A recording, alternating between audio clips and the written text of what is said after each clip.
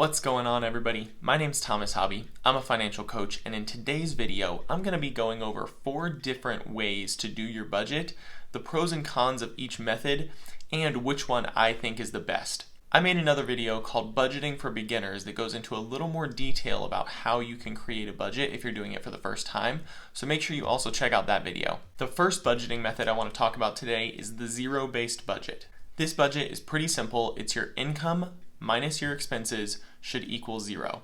And when we say expenses, that can also include things like savings and giving and things like that. It doesn't mean you have to spend all of the money, you just have to account for all of the money. The biggest pro for this budgeting method is that it allows you to have complete control over your money, and it can flow with your situation of life and change as you need it to. One of the cons of this budgeting method is that the first time you do it, it's going to take you a little more time to build your budget out. The next budgeting method we're going to take a look at is called the 50-30-20 budget. This means 50% of your income goes towards your needs, 30% of your income goes towards your wants, and 20% of your income goes towards your savings. One thing some people find good about this budgeting method is that it tends to cater towards people who feel restricted by budgeting. However, there are some drawbacks to this method as well.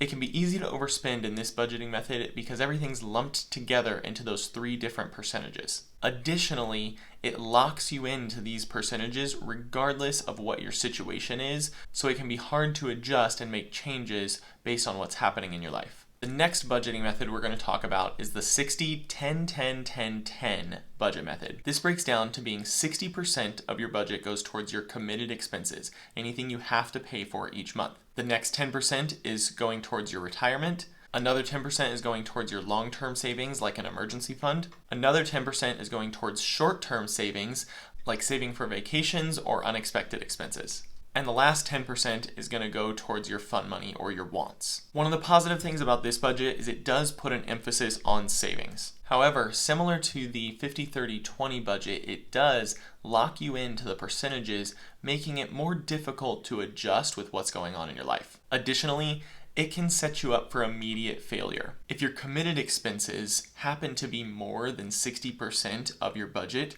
just based on your normal living expenses, plus if you have some debts that you have to pay off and things like that, it makes you feel like you've already failed before you even started working on your budget. The last one that we're going to talk about today is actually called the AntiBudget. In this method, you only track your bank account balance. There's really nothing good about this budgeting method at all. It's actually just a disaster waiting to happen. In this method, you'll have no idea of how much you're spending in different categories, and you'll actually have much less, if any, control over your money with this method. So, out of all these different types that we've talked about, the winner for me is the zero-based budget. This is the best overall method that has the most accountability attached to it. It can change with your life circumstances based on what's going on. If you need help creating or analyzing your budget, make sure that you reach out to me and I'll be happy to take a look at it with you. In the meantime, make sure that you like, comment, and subscribe to this channel, and I'll see you guys next time.